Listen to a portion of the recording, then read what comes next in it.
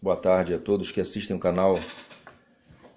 Eu mais uma vez aqui, estamos unidos para refletir e debater sobre a questão hoje das privatizações, que vem ocorrendo assim de maneira acelerada desde a era FHC, o primeiro mandato do governo Fernando Henrique Cardoso, que começou em 1994 e vem se estendendo até os dias de hoje. Eu mais uma vez aqui com vocês, Américo Guedes, e o professor Jerônimo Lucena, doutor em Física e Matemática e também analista político. Bem, hoje nós vamos falar, professor, sobre a questão das privatizações, que começaram em ritmo acelerado na era FHC, até os dias atuais. A privatização da educação pública, da saúde pública, a privatização dos Correios, da água e de saneamento, do setor elétrico, o caso da Eletrobras já está em andamento já para privatizar. E para finalizar, nós vamos falar sobre a reforma agrária e os agronegócios. As pessoas que não sabem a questão da privatização, privatizar setores e empresas estatais nada mais é que você quebrar a soberania do Estado. É você entregar a administração pública à iniciativa privada. Isso, com o passar do tempo, ocorre um desmonte do Estado e uma quebra de soberania e quebra de cidadania. Ao final desse debate, você vai refletir, você vai analisar que privatização, Estado mínimo, os termos que eles usam para enfeitar o pavão, nada mais é do que uma quebra, não só uma quebra de soberania, mas em determinados setores chamados estratégicos, empresas estratégicas como a Petrobras, por exemplo, se enquadram até como crimes de lesa pátria na Lei de Segurança Nacional e inclusive no Código Penal Militar, no artigo 142, inciso 1 e inciso 3. E a gente está vendo aí, começou o Fernando Henrique Cardoso entregando a Companhia Vale do Rio Doce, e o festival de privatizações começou lá atrás e continua até os dias de hoje. E vamos debater aqui.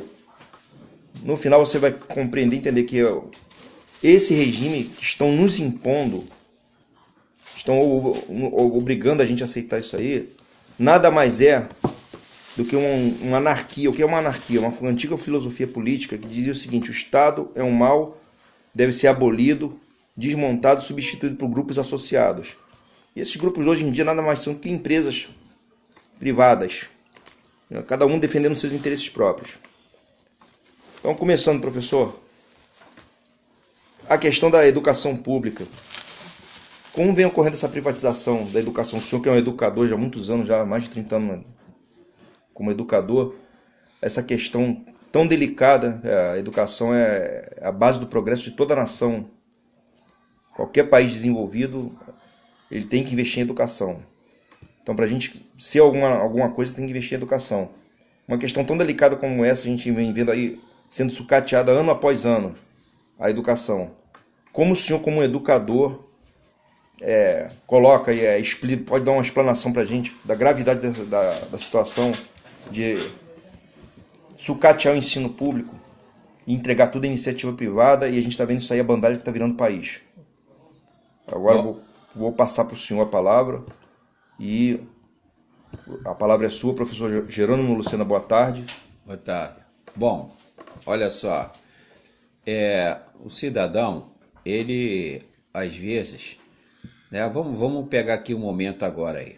O Bolsonaro, ele entrou aí no governo e a primeira frase dele falou que ia destruir tudo. Realmente, o político, quando ele diz que vai fazer coisa boa, não faz. Mas o Bolsonaro, que é um político canalha, pilantra e que não presta, realmente está cumprindo tudo que ele não faz, que é o que não presta, né? Inclusive está levando, passou de 1 milhão de pessoas que morreram nesse país em função da Covid, que ele jogou a saúde ao abandono. Então o que é que o cidadão, ele parece que por revolta, ele tem uma inveja do funcionalismo público, porque a coisa funciona assim, olha só, veja bem, quando o sujeito está na iniciativa privada, Ele chama o funcionalismo público de vagabundo, que ganha benesses do Estado, que ganha salário alto e que ganha mais do que ele da iniciativa privada. Bom, mas fazer concurso público, isso aí é um direito de todos. É só você pegar, estudar e com a sua competência você vai lá e passa no concurso público. Mas não, parece que aqueles que não conseguem virar um funcionário público, ele passa a fazer o quê? Ele passa a ir contra o funcionalismo público. Esse que é bem da verdade. Mas ele não sabe, né?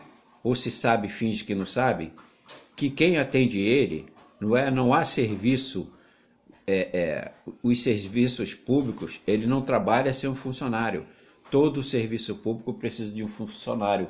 E todo cidadão, qualquer cidadão, seja ele de qualquer nível, ele precisa da justiça, ele precisa da saúde, ele precisa do judiciário, ele precisa da água, ele precisa do saneamento, ele precisa de tudo que é público. Então você ajudar a destruir o Estado e pensar como imbecis, como um presidente que nós temos no momento, que faz a desgraça do país e fica batendo palma, isso é realmente sinônimo de uma loucura.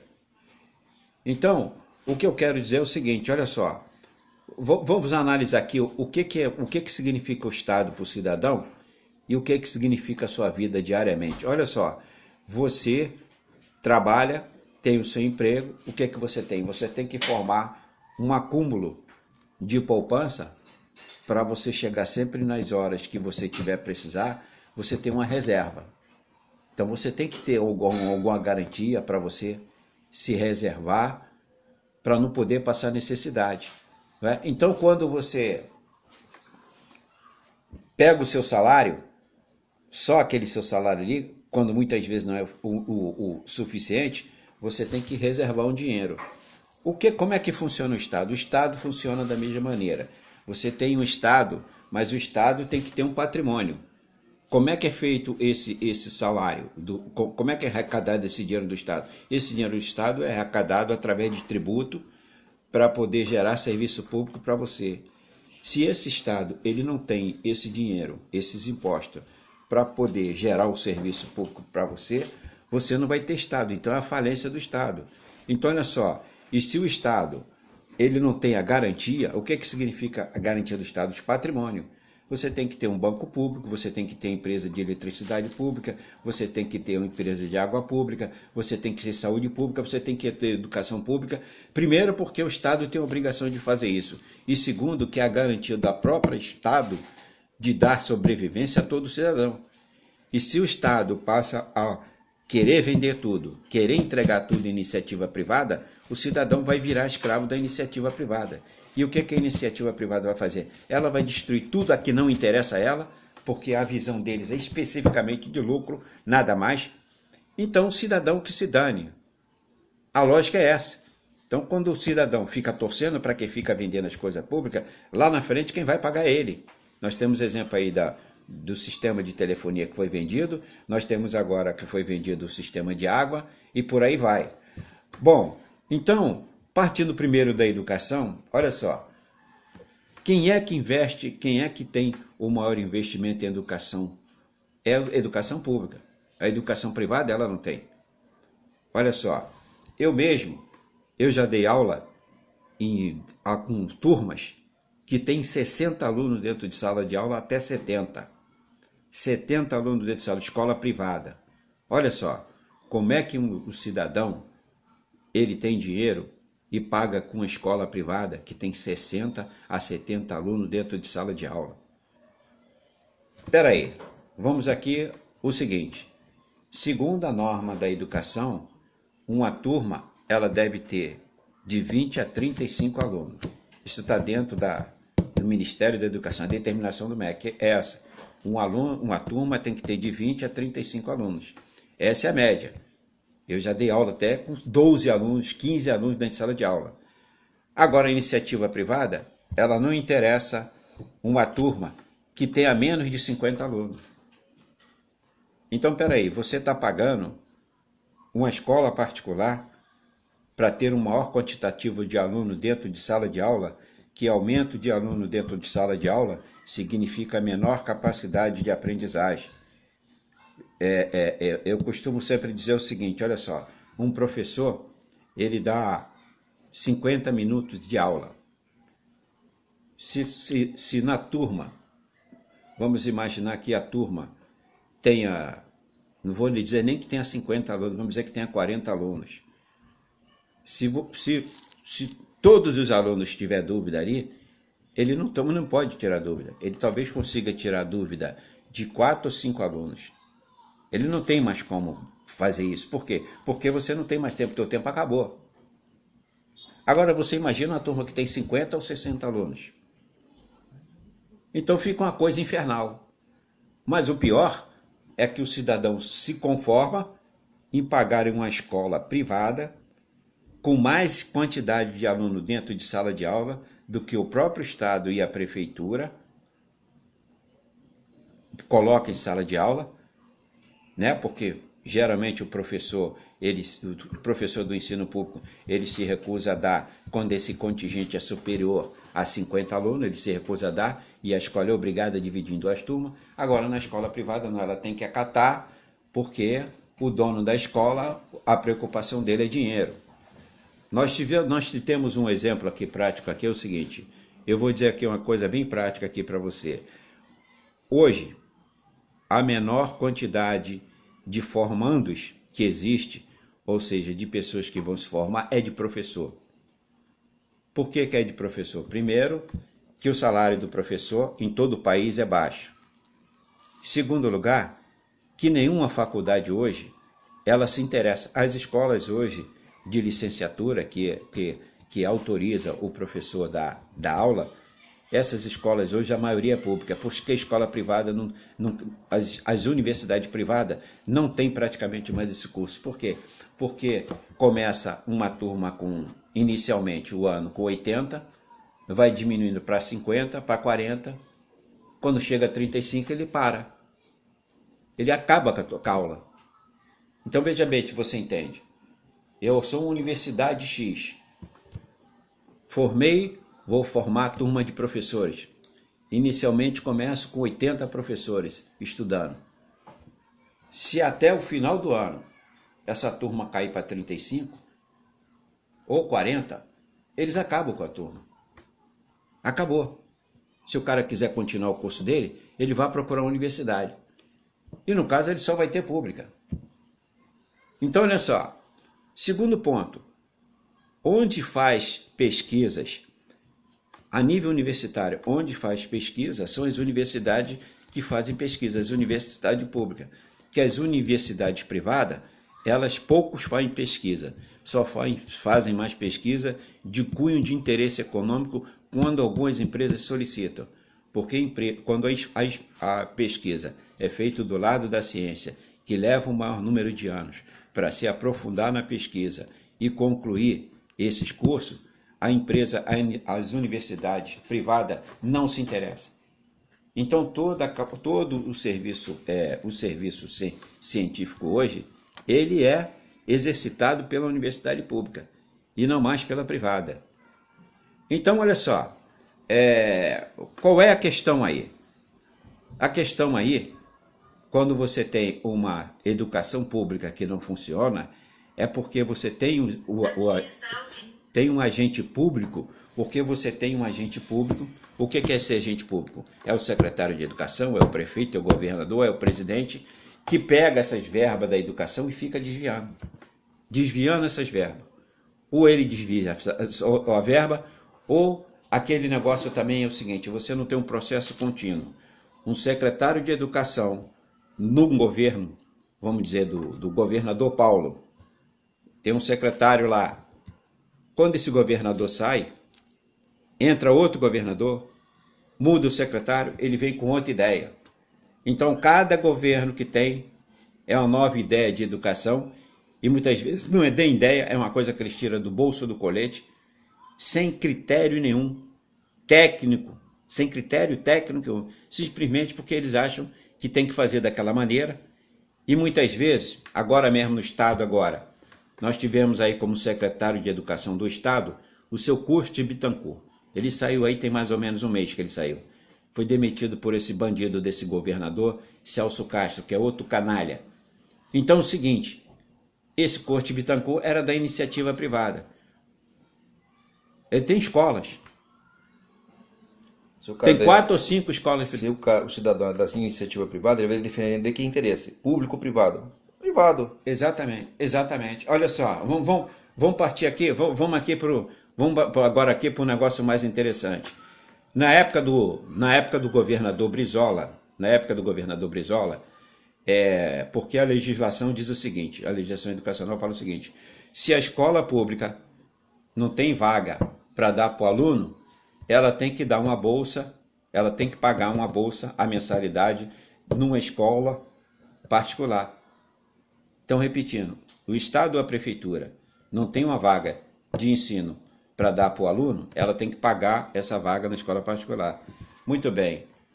O seu Brizola, na época, ele descobriu que 30% a 40% das bolsas que ele pagava não existia aluno. Eram alunos fantasmas. Estava indo para o bolso de alguém. Exatamente, para o bolso dos donos dessas escolas privadas. Então ele simplesmente acabou. Ele simplesmente acabou com isso no governo dele. Então era exatamente assim que se fazia. Então, da mesma forma agora, né, houve um erro aí do governo federal, apesar de ter ampliado muitas vagas aí no governo Lula e Dilma, eles terem ampliado muitas vagas para iniciativa privada, mas devia ser o contrário.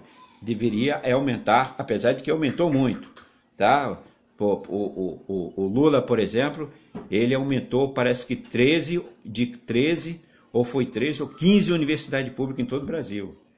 Em todo o Brasil. Só no Rio de Janeiro, até o ERJ, que não é do governo federal, é do Estado, ele ajudou a construir 3 unidades da UERJ aqui no estado do Rio de Janeiro. O governo federal, não é obrigação dele não. E construiu mais 2 ou 3 polos de universidades federais aqui no Rio. Criou em São Paulo e criou em outros estados polos de educação, universidades federais onde praticamente não existia. Então, olha só, quando o poder público ele faz isso e amplia o seu contingente de alunos para o aprendizado, ele está transformando a tecnologia brasileira. Além do que, não podemos esquecer o seguinte, olha só agora no caso da Covid. O caso da Covid aí é outra situação. Você sabe que as universidades, hoje praticamente no Brasil, só existe universidade de medicina pública. Hoje você quase não tem mais educação de universidade privada. Aqui no Rio de Janeiro eu acho que você não tem mais nenhuma. Mas é tudo... Universidade de medicina é praticamente pública. E o que essas universidades públicas de medicina faziam? Ela dava atendimento às pessoas. Tem um hospital... Quem está vendo a televisão está vendo que o hospital... Inclusive para treinar os estagiários de medicina para preparar eles para o mercado de trabalho na área de saúde. Exatamente. E eles dão atendimento. Eles são hospitais públicos da universidade que dá atendimento à população. Quer dizer, quando o governo federal ele reduziu a verba dessas universidades, ela impediu que se fizesse o atendimento das pessoas nos hospitais públicos das universidades. Olha só, das universidades. Quer dizer, você pode ter atendimento nos hospitais públicos, estadual, municipal, e pode ter hospitais federais que são das universidades. Houve a redução da verba da educação nessas universidades, consequentemente, houve a redução no atendimento ao serviço público. De saúde. Exatamente.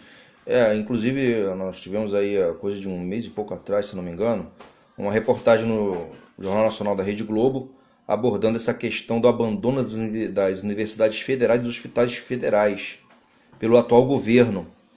E a Rede Globo, no caso, mostrou com destaque a Universidade Federal do Rio de Janeiro, a famosa UFRJ, um total descaso, um abandono total. E como o professor citou aqui, como consequência, o abandono também da saúde pública, ligada a essas universidades. Vários hospitais aí praticamente não estão funcionando. E a própria Rede Globo mostrou aí até pouco tempo aí aquele de Jacarepaguá, que eu esqueci o nome no momento, não me recordo. É o único hospital... Cardoso Fonte. Isso, o único hospital federal que no momento está com a emergência funcionando e atendendo a população, e ainda assim em condições precárias. O que prova o quê?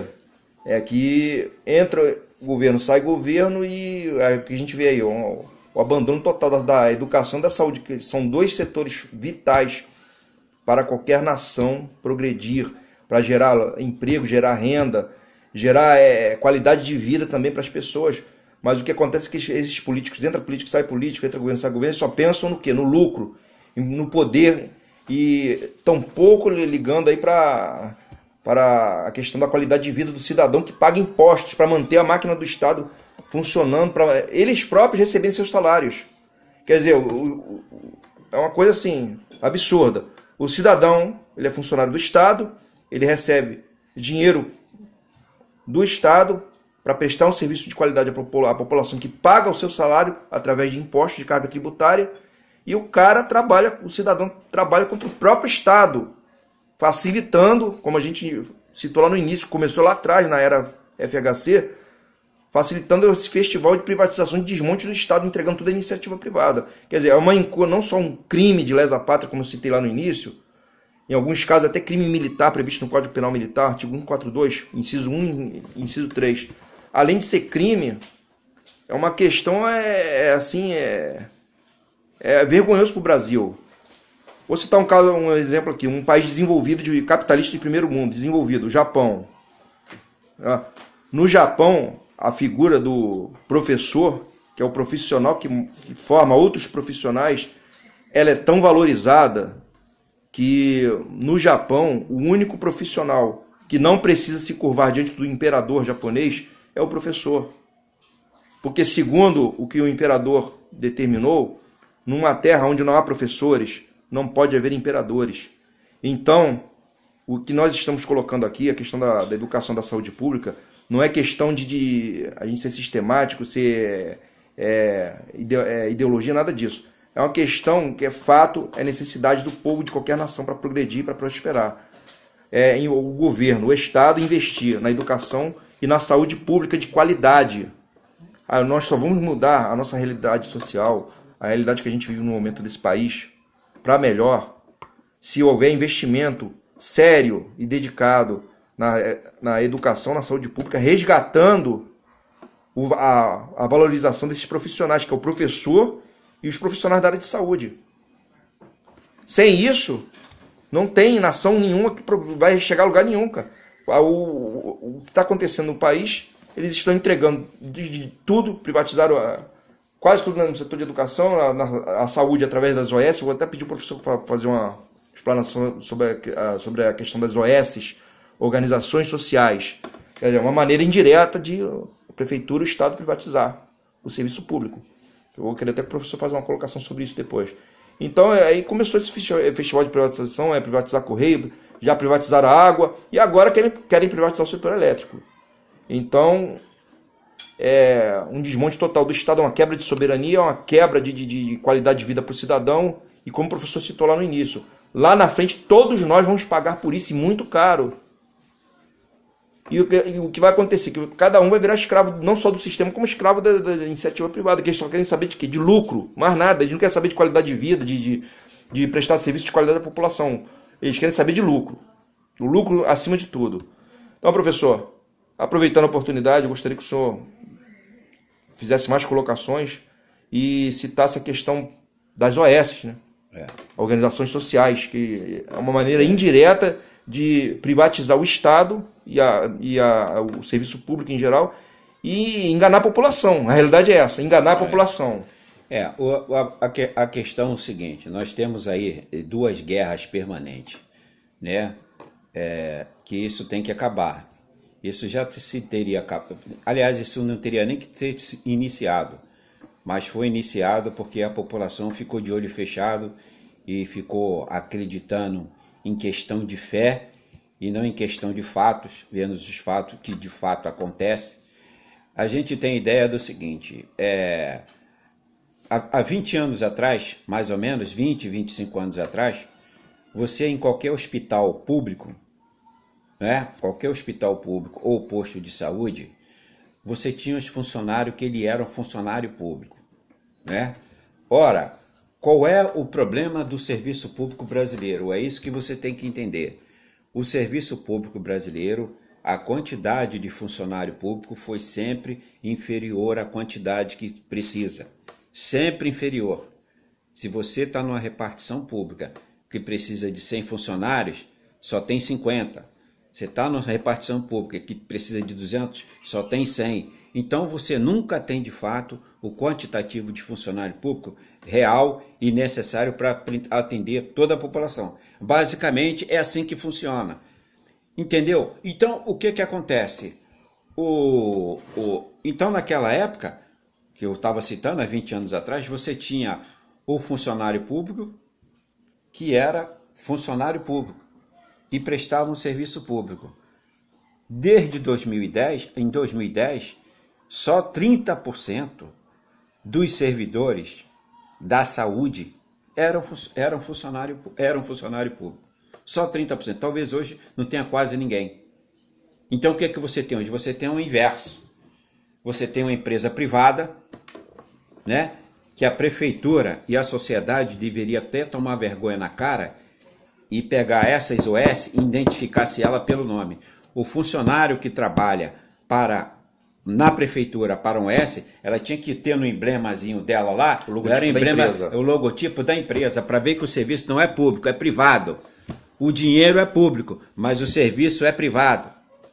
Para a gente botar a limpo o que é que eles pregavam o tempo todo contra o serviço público, que era só público na época, que eles ficavam desmoralizando. Agora não, agora você tem o privado, não tem o privado?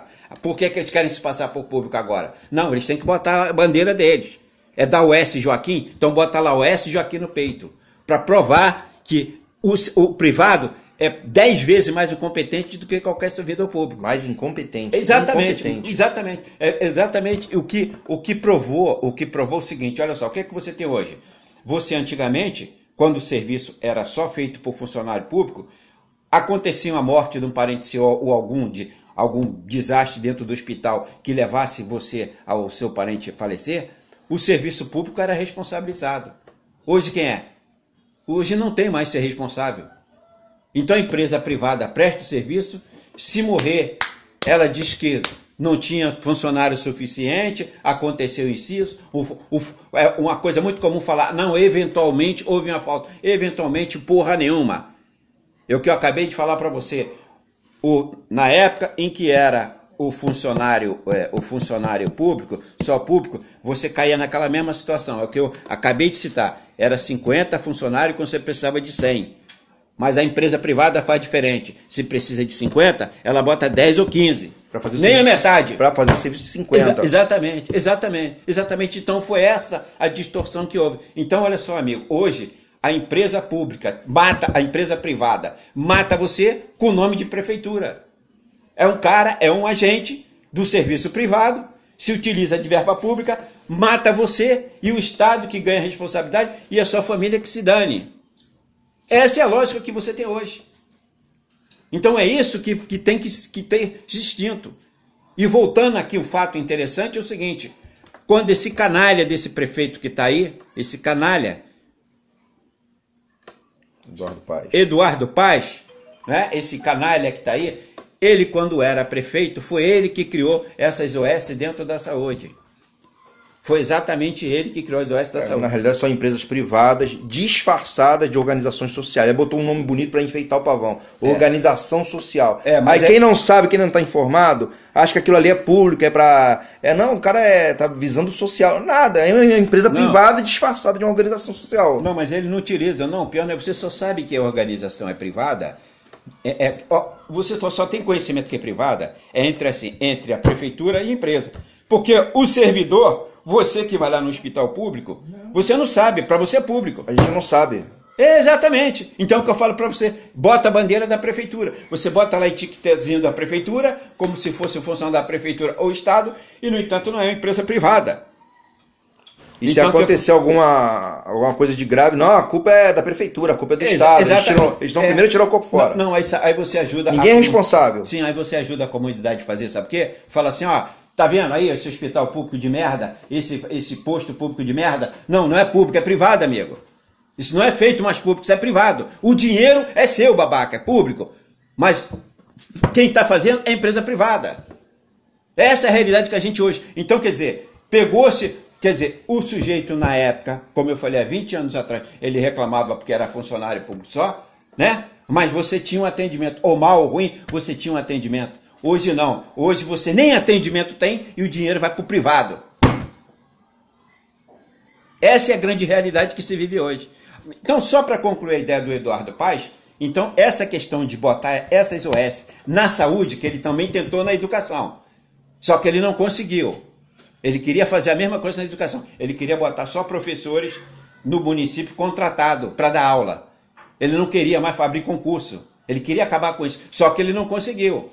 Mas a saúde ficou caladinha, ele pegou e fez.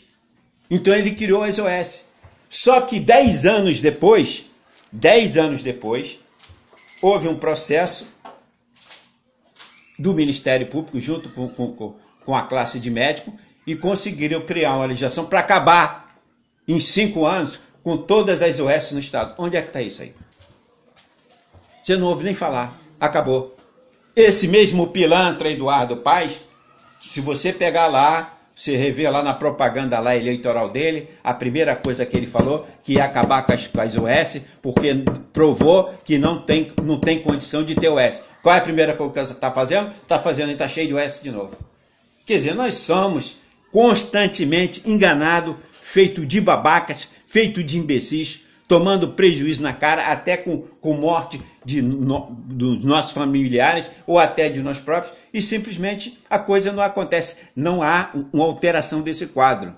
Se a população, por princípio próprio, não tomar medidas mais violentas contra isso, porque quem pratica a violência são eles, são os cínicos.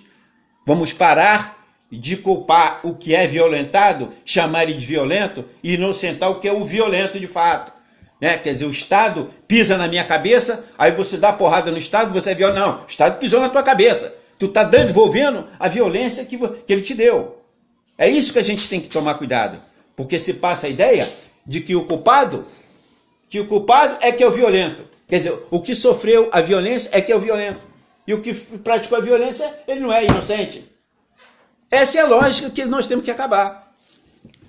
Inclusive, só para fechar essa ideia do hospital, agora mesmo na CPI, agora da Covid, a questão dos hospitais públicos, ele falou que Bolsonaro botou uma porrada de OS para controlarem os hospitais federais e não deixarem que desse atendimento para a Covid. O próprio Witzel falou isso agora. Ele, no depoimento na Covid, lá na Covid, lá no Senado. Exatamente. Então você vê o seguinte, nós somos eternamente sendo governados por bandidos mesmo, descarados, assassinos, sem nenhum caráter, que são os covardes que fazem covardia com a população, que não tem o poder de revidá-lo.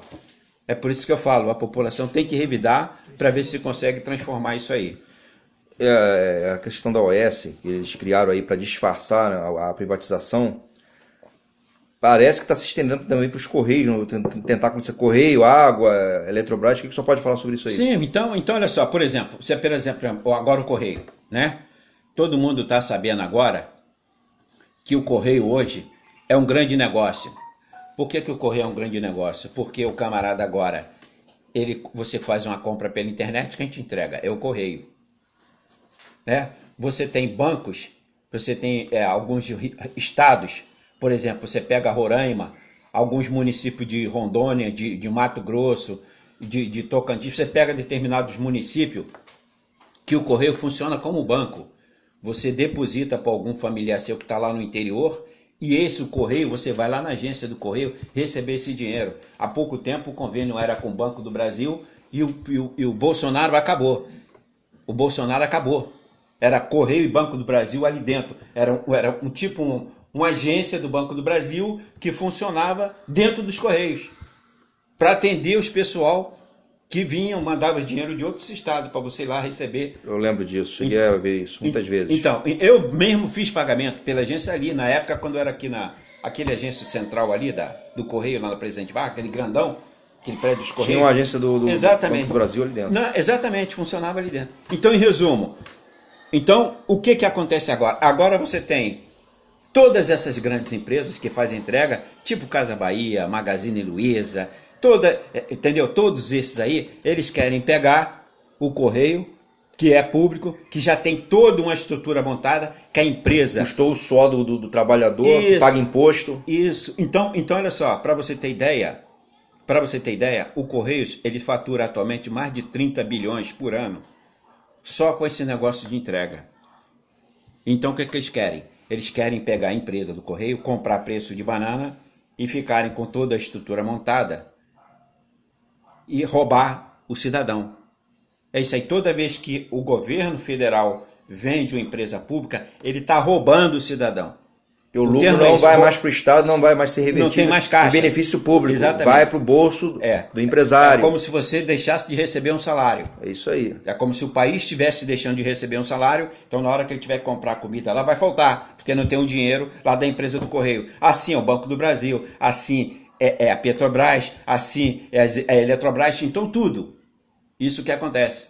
Entendeu? Então, olha só, eu vou dizer o seguinte, o que eles estão fazendo agora? Eles estão tentando, de toda forma, vender o Correio. Toda forma eles vão vender o Correio. E com detalhe, eles primeiro começam a sabotar o funcionamento da empresa. Começam a fazer funcionar mal, sabotar mesmo, sabotar. Começa a fazer funcionar tudo mal, tudo ruim. Que é para ter a desculpa para privatizar. Nós temos aqui um exemplo, por exemplo, o Collor foi o maior, eu considero assim, como o maior canalha do país. O maior canalha do país. Esse maldito que virou presidente por um ano, ainda foi muito, não devia ter virado, devia ser demitido no dia seguinte, tipo o Bolsonaro. Entendeu? Ele conseguiu botar na cabeça do povo brasileiro que o funcionário público é vagabundo. Foi ele que conseguiu colocar. Vou dar um exemplo agora aqui. Chamando todo mundo de Marajá. Exatamente. Caçador de Marajá. Caçador de Marajá. Exatamente. Vou dar um exemplo agora prático aqui. Olha só, vou dar um exemplo aqui prático agora. Qual é o banco que tem agência em todo o país? Banco do Brasil. Caixa Econômica Federal. Caixa Econômica Federal. Acabou. A Caixa Econômica tem agências em barco lá no Amazonas.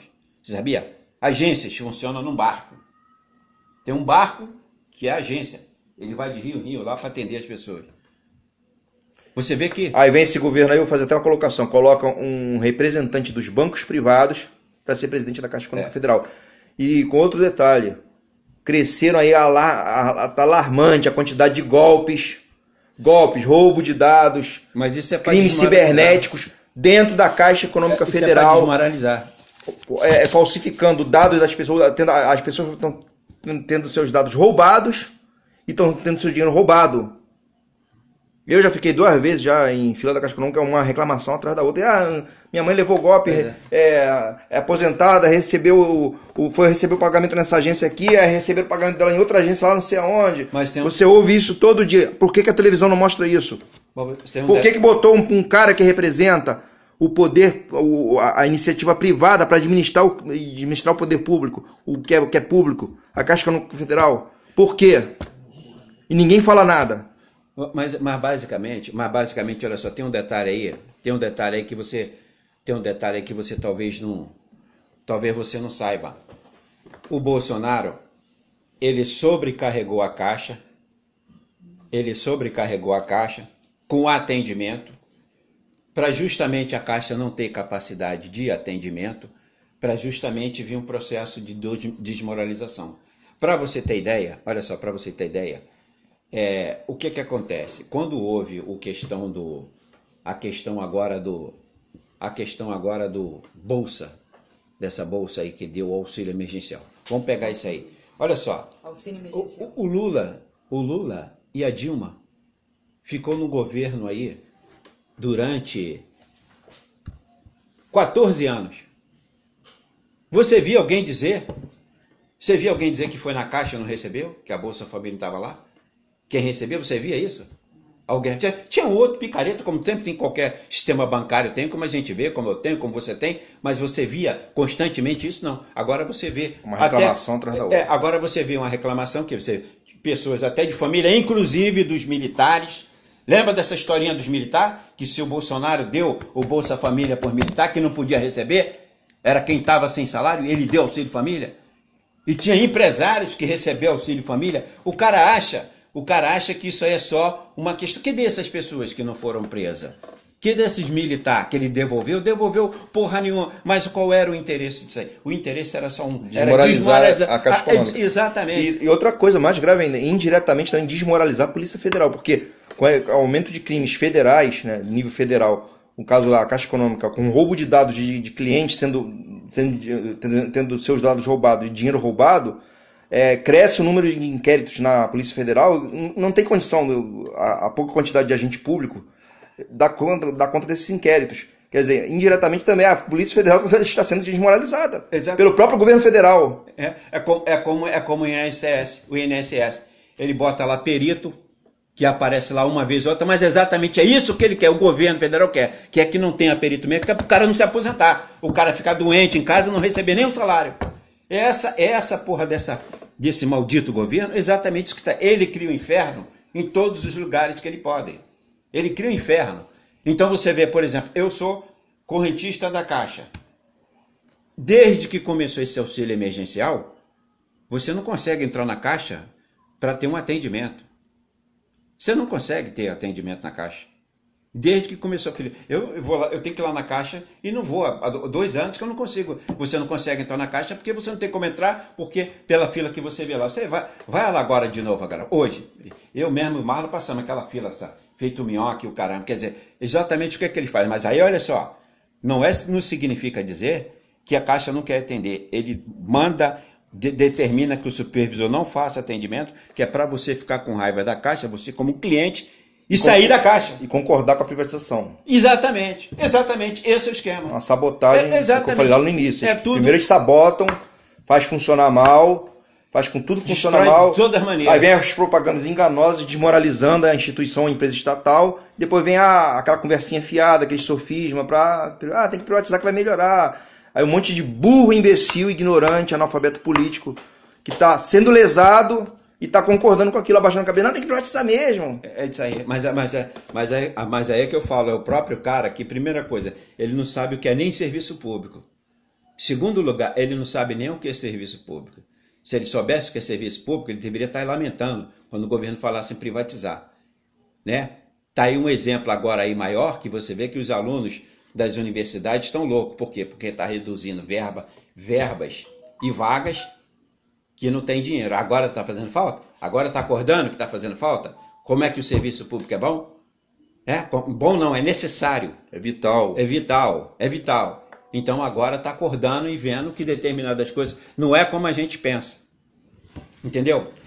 E a questão, a gente entrando agora na questão aqui da água e do saneamento, né? Um exemplo agora é a SEDAI. O que eles fizeram com a SEDAI? Todo mês a água estava podre. Todo mês a água estava podre. Encheram o Rio Grande de Lama. Exatamente. Exatamente. A água saindo suja nas bicas.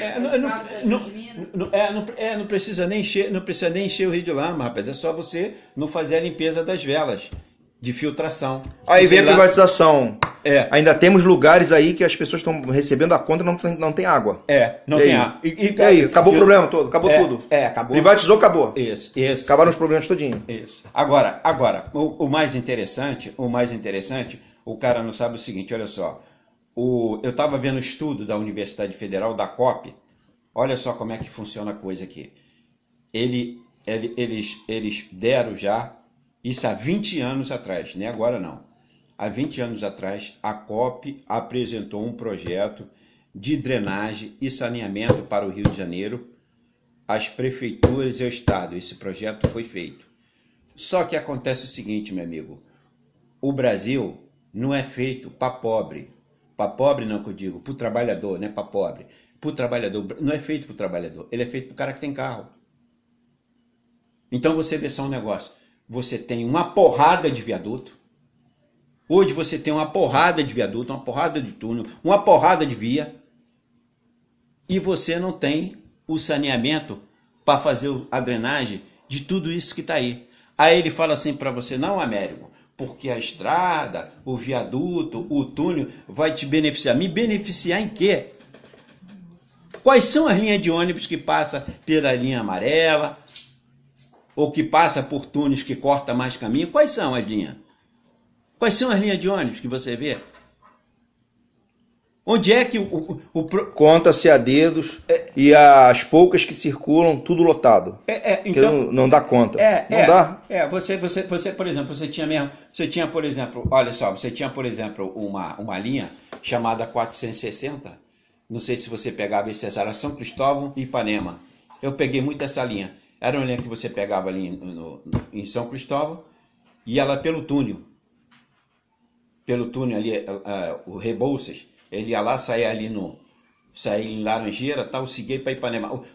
Era rápido, mas era a passagem, era 1,40 a mais. Na época era a metade a mais do que o valor da passagem. Quer dizer, peraí, como é que me beneficiou se eu estou pagando uma coisa que eu não pedi? E outra coisa, o sistema de transporte que é eficiente é trem e metrô, amigo. O sistema de transporte eficiente chama-se trem e metrô, não ônibus. Ônibus não é sistema de transporte eficiente. O sistema de transporte eficiente é trem e metrô. Então, em resumo, e quando a COP apresentou esse projeto, em 10 anos você estaria com todo o sistema de drenagem e saneamento, tudo pronto. Mas acontece o seguinte, o governador, ele não pode botar lá prefeito Américo na manilha, que vai ser coberta de terra, né? Você não vai querer, né, Américo? Não é isso? Você que é desculpa a expressão, um canalha, né, que está pensando só em você mesmo, você quer uma plaquinha sua. Então você não vai botar uma placa lá na manilha, que Américo, tá? Nem a tubulação subterrânea. Exatamente. Não vai aparecer. Então nada interessa. Não vai aparecer. Aí tem que colocar no viaduto, no túnel que aparece tal, não sei o quê. Né? Em verdade, a coisa funciona dentro desse aspecto. Então, em resumo, não fizeram o projeto, não desenvolveram o projeto até hoje, venderam agora a SEDAI junto com o projeto de saneamento, porque está nisso aí. Eu quero ver hoje, agora, grave, a SEDAI foi vendida agora em março de 2021. Eu quero ver até o ano de 2050. Se eles fizeram, de fato, a metade. Manda ele lá para Nova Iguaçu, manda ele lá para Japeri, para Queimados, manda ele lá colocar manilha lá e sanear aquilo lá. Manda ele fazer isso. Pergunte o seu Lindbergh Faria, que ele sabe que quando ele substituiu lá o cara lá, um outro cara lá, que tal, o tal de Aparecida Gama na época, que era prefeita também, como ela teve que colocar manilha. Ela não fez nem a metade do que tinha que fazer. Seu coisa também, seu Lindenberg também nem a metade fez. Então, em resumo, eles sabem que tem que trabalhar bastante e pegar o dinheiro e parar de ficar dando a empresa privada para fazer esse processo de saneamento. E isso eles não querem. É um investimento que vai ter retorno. Exatamente, mas isso eles não... Bem-estar. Para todos, e bem-estar, e qualidade de vida, que eu falei lá no início, qualidade de vida. E fundamental, saúde. Porque se o cara tem tudo melhor tratado, luz, água e tudo direitinho, é melhor para todo mundo. A saúde. Menos pessoas doentes e vai ser até lucro para a saúde pública também. Exatamente. Faltou alguma coisa aí, não, né? A questão da Eletrobras, professor. O sistema Eletrobras. Né? Já foi feita uma reunião no Senado Federal há pouco tempo e... Privatização. Foi viabilizado o processo de privatização do setor elétrico, do sistema Eletrobras no Brasil, aqui no Brasil. E uma coisa que eu fiquei mais uma vez indignado com os cidadãos que pensam e raciocinam também. O nosso presidente da República tem o poder da caneta, o poder de veto ou de sancionar leis, e tem o poder das Forças Armadas para impedir a quebra da soberania e a entrega do patrimônio público. Não fez nada. Se omitiu e ainda concordou. Não, ele vai sancionar agora. Pois é. E aí? Faz uma explanação para a gente, professor. Não, olha só, veja bem, mas é que aquilo que eu te falei. O que a gente tem que entender no processo de privatização é o seguinte. Nós já fizemos um vídeo, eu já fiz uns 3 vídeos falando desse mesmo assunto. Você sabe por que essas empresas também estão tudo sendo privatizadas? Tem mais uma explicação, além deles quererem destruir o Estado. Observa bem o seguinte, nós fizemos um vídeo, não sei se você está lembrado, que eu falei que tinha mais de 2 trilhões lá fora, em paraísos fiscais. Lembra que eu falei que no governo Dilma, ela tentou trazer 700 bilhões de dólares e não conseguiu chegar aqui, porque derrubaram ela também, não conseguiu chegar aqui 80 bilhões de dólares. Todos esses dinheiro estão em quê? Então, eles estão em paraísos fiscais. Né? Estão em paraísos fiscais. Então, o que esses caras estão fazendo? Olha só, uma coisa que a gente tem que entender também é o seguinte, é uma outra coisa também que pregam pra gente, mas que não é real. Que o estrangeiro está vindo aqui comprar tudo. Não, não é estrangeiro não, amigo. Não é estrangeiro que está comprando tudo aqui. Não é. Paro com isso. Eu vou explicar a você de uma maneira geral, para você entender. Depois a gente pode especificar em função do que houve realmente dentro dessa lógica aqui. Entendeu? Dentro dessa lógica aqui das privatizações. Olha só. Com a Dilma, no governo Dilma ainda, veio 80 bilhões de dólares. Preste atenção, veio 80 bilhões de dólares. Agora, porque o que a Dilma fez? A Dilma pegou, estava dando isenção dos 25% de multa por ter levado o dinheiro lá para fora. Então, o cara entrava com esse dinheiro, tinha que pagar só metade dos 25. Entrou só 80 bilhões. Eles deixaram lá fora. O que acontece? Já pensando em Bolsonaro, o que está acontecendo agora no governo Bolsonaro, já a partir do Temer? Isso já começou já no Temer, já. Eles começaram a comprar o patrimônio público, esses brasileiros. Porque, olha só, amigo, bota uma coisa na tua cabeça. Estrangeiro, vou perguntar a você, você vai lá para a Alemanha para comprar empresa alemã lá? Se você é um cara que é brasileiro, você não vai. Em Portugal não vai, claro no Japão não vai, na China não vai. Por que você não vai? Não vai. Mas por que você não vai? Você sabe por que você não vai? Porque você não conhece aquilo ali. Ali não é território seu, amigo. Você entende de empresa, mas você não entende da cultura do povo. As pessoas é que vão influenciar no resultado do teu perda ou lucro daquelas empresas. Você percebeu como é que é? Então você não vai se aventurar, rapaz. Você vai se aventurar em comprar uma empresa elétrica? Você é alemão, vai lá, aí você é alemão, aí vem aqui no Brasil comprar uma empresa elétrica aqui. E amanhã o governo? Você pode pegar a empresa elétrica e levar ela para a Alemanha? O estrangeiro, ele compra o que ele pode levar para lá, rapaz.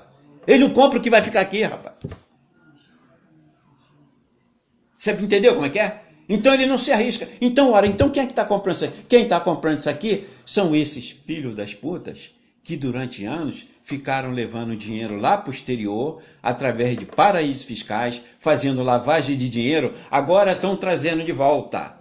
Eles estão trazendo de volta e a maneira que eles estão fazendo é comprar tudo que é brasileiro. Então, se nós tivermos que virar dominados, tivermos que virar escravo, nós vamos virar escravo desses bilionários brasileiros que durante anos e anos ficaram assaltando o país, levando dinheiro lá para fora para retornar com esse dinheiro e comprar o país de novo para eles e fazer da gente escravo.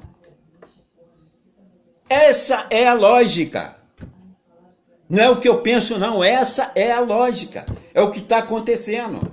Aí eles botam a fundação, não sei o que, tal, botam o nome alemão, estrangeiro, o inferno, para a pessoa pensar que é grupo, não é ele mesmo.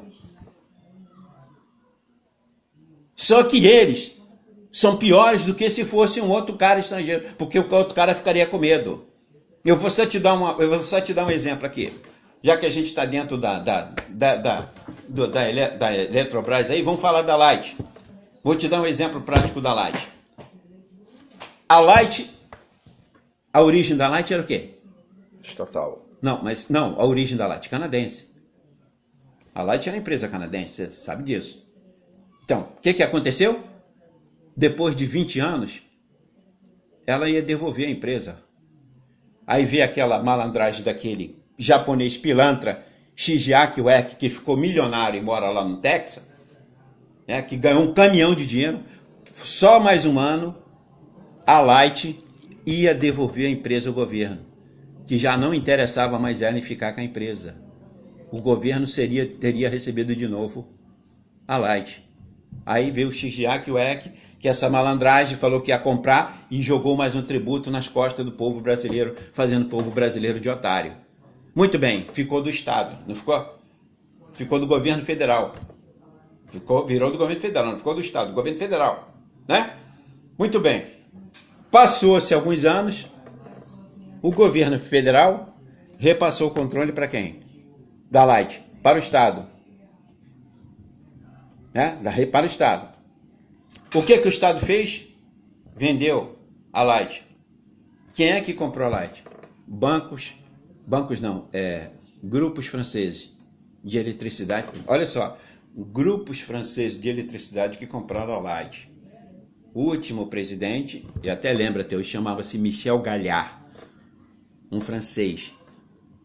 Então ele comprou a Light. Só que acontece aqui o seguinte, qual foi a questão aí? Ele veio com a política gananciosa, porque todo mundo sabe que na Light, que as empresas de eletricidade em toda a Europa, ela tem, a sua conta é dividida assim, existe um consumo mínimo e existe um consumo máximo e existe uma média. A maioria das pessoas, elas pagam a média do consumo, você tem a média. Então a sua conta já vem certa. Você não tem esse negócio do marcador vir na tua casa, não. Você paga pela média. Muito bem, por que ela não fez isso aqui? Não, porque ela queria a ganância o quê? O lucro. Então, o que ela fazia lá na França, ela não fez aqui. Aí investiu em quem? Investiu que era chamada política do gato. Pegar o gato, intimidando as pessoas, tal, botando a polícia na porta das pessoas, levando para a delegacia, tal, arrochando, até que chegou uma hora que essa porra deu cansaço. Aí passou a dar o quê? Passou a prejuízo. Então ela estava tendo mais prejuízo em querer acabar com o gato do que deixar o gato. Aí ela resolveu deixar o gato. Largou de mão. Mas só que ela largou de mão, mas já estava numa de... Tomou tanto prejuízo que não estava aguentando mais. Vendeu a companhia. Vendeu não, minto. Ela não vendeu. Ela ia ser devolvida ao Estado. Olha a situação aí. A Light, ela ia devolver ao Estado a empresa. Governadora. Quem era a governadora? Dona Rosinha, esposa do seu garotinho. Aí a canalha pegou a Carioca Engenharia com a Christian Nelson, pegou essa agora que está até aí ela estava até aí na Lava Jato, foi pega pela Lava Jato,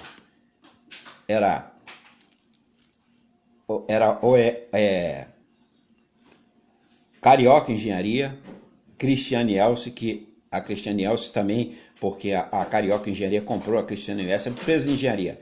Aí veio a Queiroz Galvão comprou, e a do cara que era parceiro aí da corrupção com Cabral. Então, parceiro da firma de engenharia, como era o nome? Ele parceirão do Cabral, agora na corrupção, que foi preso também. Então foram essas 4. Aí o que eles fizeram? Eles fizeram um acordão com a Rosinha, aí patrocinaram a campanha dela. Essa empresa francesa estava devendo 1 bilhão É Andrade Gutierrez. É isso aí, Andrade Gutierrez. Então era C5, Andrade Gutierrez. Aí, resumo, moral da história. O Estado, ele poderia tomar light para ele. Acabou. Tomava light para o Estado, é do Estado. Ia virar empresa estatal, de novo. O que Dona Rosinha fez? Fez acordo com essas empresas de engenharia, financiou, calou a boca e ela foi reeleita. Você percebeu? É esse território de bandido que a gente vive, rapaz. Milícia, isso aí não quer dizer nada. Só consequência. Em relação ao que eles fazem. Consequência. A gente fica preocupado com milícia, fica preocupado com o bandido que está preso, que não sei o quê. E os assaltantes estão aqui, tá lá no palácio do governo. Esse governador agora que está aí, esse Celso Castro, isso não vale nada, isso é um bandido, rapaz. Protegido pelo Bolsonaro, rapaz. Defensor de milícia. O negócio lá agora que houve, quando da chacina, qual foi o bairro? Jacarezinho, ele tá fazendo de tudo para abafar o negócio, rapaz. É esse país que você vive, rapaz. Esse é um país que o cidadão tem que pegar nas armas e atacar eles. Não é ficar preocupado com o ladrãozinho de carteira, nem quem contar no Bangu 1, Bangu 2, ou como os milicianos piores são esses, são os governantes. Tá aí, os caras venderam a Eletrobras. Foi quem? Foi 513. Você tem 513 deputados que estão vendendo patrimônio público. Você tem 81 senadores bandidos que estão vendendo patrimônio público, rapaz. Esses é que são bandidos, rapaz. É isso aí que a sociedade tem que enxergar. Tem que pegar uns caras desses e arrancar da casa dele e falar, ó, seu canalha, você vendeu o que é nosso. É isso que a sociedade tem que cobrar, rapaz. Chegar lá naquele palácio lá do Planalto, do governo, da Câmara dos Deputados, dos senadores, tem que falar, vocês não vão trabalhar não, vocês são vagabundos. É isso que a sociedade tem que fazer, rapaz. Você tem que afrontar. Tem que afrontar. Foi aquilo que eu estava falando para você. Bolsonaro hoje bate no peito que ele faz o que quer com todo mundo e com todo, chama todo mundo de imbecil, de idiota, caga na cabeça, mata a pessoa e não acontece nada, ninguém faz porra nenhuma. Essa é a lógica que nós estamos vivendo. Você vai querer no diálogo, você vai consertar, você vai conversar com esses caras no diálogo? É com esses caras que você vai consertar? Olha só, cara, o Brasil é o maior produtor de alimento do mundo. As pessoas estão passando fome, rapaz. Uma coisa incoerente e ilógica. Ilógica. Exatamente. Não tem lógica. Exatamente. Isso. Aí a empresa. Aí a grande. É o agro. Aí, para concluir o nosso assunto. Aí você tem. A questão da reforma agrária e do agronegócio. Exatamente. A reforma agrária. Só sabe quanto é que você está pagando no óleo de soja? Você está pagando R$8 no óleo de soja, não está? Você sabe quanto é que o americano está pagando no mesmo óleo de soja que você compra no mercado? Ele está pagando R$2, rapaz. Você paga no teu mercado 8, ele está pagando lá. Você vai pagar lá R$2, rapaz. Que porra é essa? Você está entendendo como é que é? Então, em resumo, tem que acabar com essas grandes produtoras de alimentos. Isso não quer dizer nada, não, rapaz. Você tem que acabar a reforma agrária. Pega aquela fazenda de estudinho, faz loteamento e acabou. Rapaz. Carne, você está pagando a 100. Você compra uma 100 a R$27, R$28. Rapaz. Uma coisa que antes da pandemia custava R$12, R$14. Você está pagando 27, quase o preço de um filé. Então, tem que acabar com esse negócio de agronegócio, rapaz. Tem que fazer a reforma agrária e você comprar lá o teu produto lá, tem vários produtores lá produzindo e você comprando, rapaz. É isso que tem que ser. Aí vai para a televisão, vai lá para Globo, tudo é agro, e os caras ficando milionários, né? Os caras ficando milionários e você que é o consumidor, passando fome e pagando os produtos olho da cara. Essa é a lógica que nós estamos vivendo hoje. E com a desculpa a culpa é da pandemia. O que a pandemia tem a ver com isso? É isso aí. Com a pandemia, vários trabalhadores perderam seus empregos, várias pessoas ficaram sem fonte de renda segura. Então não era para os preços subirem, era para diminuir, para baixar, não para subir, disparar. Qual a desculpa? Não, mas olha só, mas isso aí não tem desculpa. Não tem desculpa. Olha, eles não estão preocupados, cara. o produtor do arroz, esse é o problema seguinte. Se você tivesse um governante aqui, quanto é que vale o quilo do arroz? Vamos imaginar, R$3, tá, o quilo do arroz está R$3, tá, tudo bem. Então aqui é esse. Passou para 6? Não. Ah, passou para 6? Não. Está proibida a exportação de arroz. A carne, quanto é que está a carne? Peraí, 1 quilo de 100 a 27? Está proibida a exportação da carne. Você não vai, vocês estão proibidos. Se vocês tentarem exportar, o governo federal vai intervir na fazenda de vocês. Vamos acabar com essa porra. É isso que tem que ser feito. E, no entanto, o produtor do arroz, o produtor da carne, ele quer mais é que você se foda, morra de fome, rapaz. Está preocupado com que você não está podendo pagar arroz ou comprar carne? Que se dane. Ele não está nem aí, rapaz. Aí aí você vê na televisão, né? Não, você vê na Globo, todo dia você vê a propaganda, gera isso, gera aquilo, gera porra nenhuma, rapaz. Primeiro lugar, quando o cara vende o arroz lá para fora, ele vai sem imposto nenhum. Para ele vender para você, ele paga imposto. E para ele vender lá para fora, ele não paga imposto nenhum. Aí a gente pagando imposto, obviamente vai repassar o preço do consumidor. Exatamente, exatamente. Entendeu? E eles passam o preço que eles querem, rapaz. E eles passam o preço que eles querem. A questão é essa, é porque, olha só, é o que eu falo para você, se deixar a coisa continuar nessa situação, observa bem, o que o cara fez agora? O que você está vendo agora? O cara está deixando de comer arroz.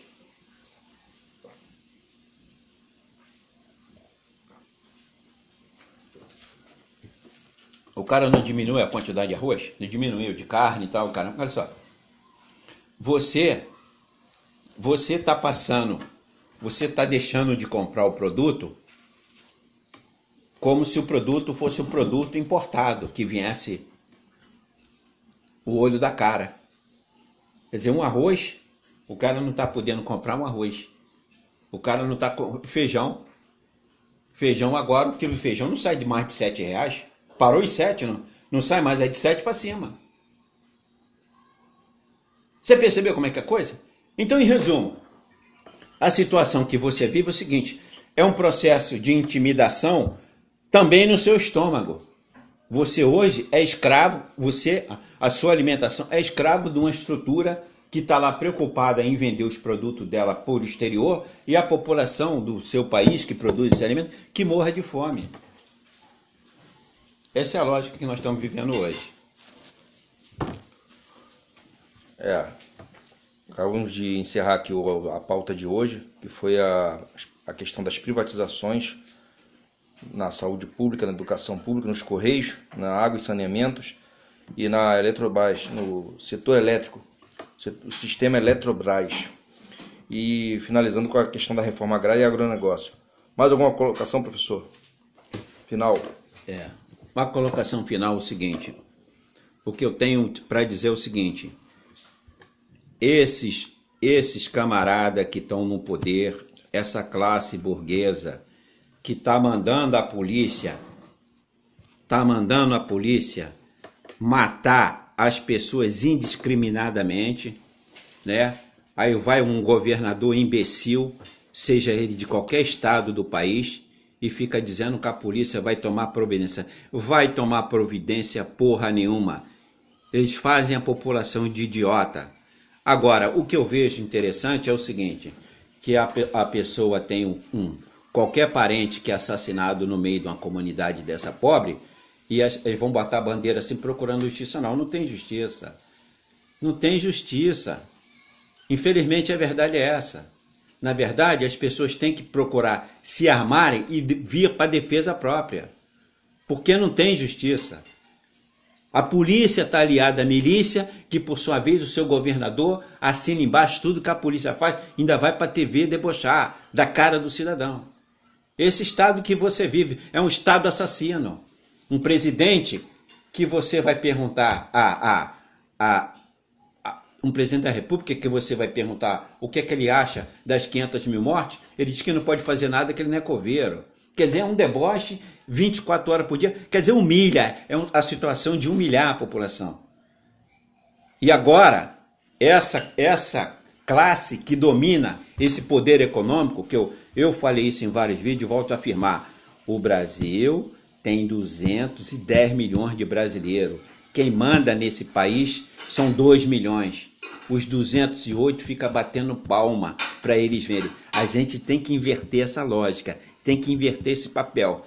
Nós, como trabalhadores, cidadãos de uma maneira geral, temos que bater na mesa e falar assim, ó, acabou. A festa de vocês acabou. A gente tem que fazer que nem foi feito na Rússia. Quando houve lá que retiraram aqueles czares da Rússia que estava no poder, o governo que assumiu liquidou, fulminou com todos eles. Acabou com toda aquela burguesia podre que passava o tempo todo explorando a população e matando as pessoas de fome. Então é essa coisa que a gente tem que ver. A gente tem que virar a mesa e não tem diálogo. Ou vai na base da revolução, na base das armas e se tira. O cidadão hoje, o único que tem a defender ele é ele próprio. Então se só tem ele próprio para se defender, então ele tem que se unir a todos os outros que estão na mesma situação para poder inverter esse papel. Ou senão a gente vai morrer dentro de casa, Tem pessoas que morrem dentro de casa, trabalhando com tiro de uma bala que vem da polícia, que nunca é da polícia. Você já viu? Eu quero saber o seguinte, qual é o cidadão que já ouviu de algum policial a declaração seguinte, olha, eu matei um trabalhador. Você já viu algum policial falar isso? Não, é sempre bandido. É sempre bandido. Ele nunca matou o trabalhador. E a bala nunca veio da arma dele. Nunca, não, foi os caras que atirou. Agora mesmo, essa semana agora, tem 2 dias ontem, eu estava até mostrando isso, eu estava até falando, mataram um camarada, tinha 5 policiais. Aí, um só tomou a culpa, os outros 4 desapareceram, mas o que tinha no meio dessa mentira deles? Que eles foram lá falar na delegacia.